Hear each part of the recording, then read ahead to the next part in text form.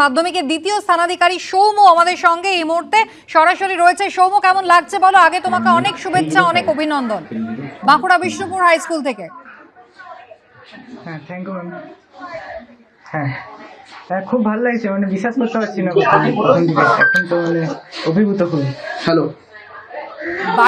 বাড়িতে ইতিমধ্যেই আদ্রিতর সামনে কিন্তু বড় বড় রসগোল্লার প্লেট চলে এসেছে। সৌম্যর বাড়িতে কি চলছে arrangement? P4 insulated water tanks, kitchen and bath fittings, বিশুদ্ধ জল, সুস্থ জীবন, P4 আজীবন। আচ্ছা, প্রথম কিভাবে জানতে পারলেন? প্রথম ওই র্যাঙ্ক লিস্ট যেটা অ্যানাউন্স হলো সেখান থেকেই জানতে পারি। কত ঘন্টা পড়াশোনা করতে দিন? ওই 10-12 ঘন্টা। আচ্ছা আচ্ছা, কি হবি কি এরপর তোমার? হবি ওই গান, ছবি আঁকা। ওকে ওকে, ঠিক। সৌম্য, তুমি কি আমার কথা শুনতে পাচ্ছ? দেখো তো, শুনতে পাচ্ছ কি? এবিপি আনন্দ স্টুডিও থেকে কথা বলছি আমি।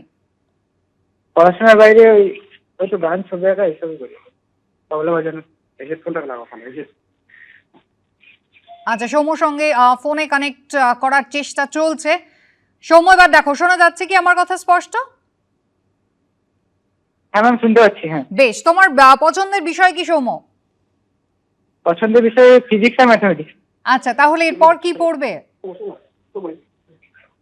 হ্যাঁ ম্যাম, এরপরে কি পড়বে, কি নিয়ে এগোনোর ভাবনা? নিশ্চয়ই পড়া শুরু হয়ে গেছে। এরপর হ্যাঁ, পড়াশোনা শুরু হয়ে গেছে। এরপর ইঞ্জিনিয়ারিং পড়তে চাই, আর পরে রিসার্চ করতে চাই কিছু।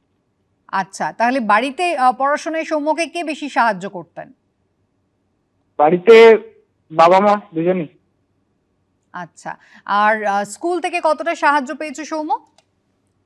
হ্যাঁ, স্কুলে আমাদের টিচাররা মানে খুবই হেল্পফুল ছিলেন, সবসময় আমাকে সাহায্য করেছেন প্রতি পদক্ষেপে। তুমি কিরকম ভাবে পড়াশোনা করতে? আমরা আদ্রিতর সঙ্গে কথা বলছিলাম। আদ্রিত তোমার থেকে মাত্র 2 নম্বর বেশি পেয়ে এবারে প্রথম হয়েছে। আদ্রিত বলল ও কোনো বাধা ধরার নিয়ম মেনে পড়ায় বিশ্বাসী নয়, ও নিজের মতো করে সময় যখন যেটা ভালো লাগে সেইভাবে পড়েছে। তুমি কি করে পড়তে? হ্যাঁ, আমিও ওরকমই, মানে কোনো একটা শিডিউল মেনে ওরকম ভাবে পড়াশোনা করতাম না, মানে যখন ভালো লাগতো আর যখন যতটা প্রয়োজন হতো মানে পড়তাম আর কি। আচ্ছা, বাড়িতে বাবা মা কি বলছেন? এত ভালো একটা রেজাল্ট হলো, কি বলছেন? তুমি তো অভিভূত বললে। হ্যাঁ, বাবা মা খুবই খুশি আর কি। এরপরে কি স্কুলে গিয়ে মার্কশিট কালেক্ট করতে হবে? স্কুল থেকে ফোন টোন পেয়েছো?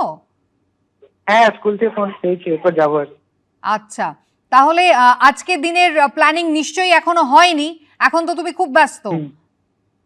হ্যাঁ, খুবই ব্যস্ত। আচ্ছা, বেশ। তাহলে সৌম্য, একটু যদি টিপস দাও, এর পরে যারা মাধ্যমিক পরীক্ষা দেবে তাদের জন্য। তোমরা এত ভালো রেজাল্ট করেছো, কিভাবে সম্ভব এত ভালো অ্যাচিভ করা? হ্যাঁ, মানে টিচাররা যেগুলো বলে গেছেন সেগুলোই করে যেতে হবে। আর আমি একটা সাজেস্ট করবো যে মানে যখন আমি 9-10-এ পড়ছি তখন 9-10-এ অনেক জিনিস 11-12-এ থাকে, সেগুলো মানে আগের থেকে কিছুটা দেখে রাখা, তাহলে ভালো বোঝা যায় আর কি, আরো বেশি মজা লাগে। তার মানে তুমি 11-12 এর পড়াও কিছুটা এগিয়ে রেখেছিলে বলো 9-10-এ? হ্যাঁ, সিলেবাস তো হিউজ সৌম্য, 11-12 এর সিলেবাস হিউজ। তাহলে এখন সুবিধা পাচ্ছ তার জন্য কিছুটা? হ্যাঁ, সুবিধা পাচ্ছি। আচ্ছা, তো ইঞ্জিনিয়ারিং পড়বে বলছো, স্পেসিফিক্যালি কি নিয়ে পড়বে এখনো ভেবেছো? স্পেসিফিক্যালি মানে এখন তো ফিজিক্স, কেমিস্ট্রি, ম্যাথ থাকছে, ওই সায়েন্স, পিওর সায়েন্স যেটা। হ্যাঁ, তারপরে তুমি কোন স্ট্রিমটাতে এগোতে চাইবে? হ্যাঁ, ইঞ্জিনিয়ারিং, ওই কম্পিউটার সায়েন্স।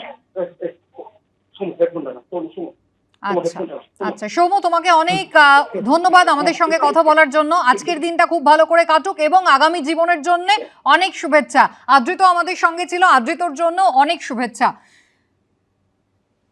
তবে অবশ্যই কাশ্মীরের খবরে দিনভর আমাদের নজর রাখতে হবে। মাধ্যমিকের যারা সাকসেস পেয়েছেন সেই সমস্ত মাধ্যমিক পরীক্ষার্থীদের জন্য আমাদের আন্তরিক শুভকামনা থাকবে। আজকে দিনভর তাদের সঙ্গে আমরা যোগাযোগ করার চেষ্টা করব।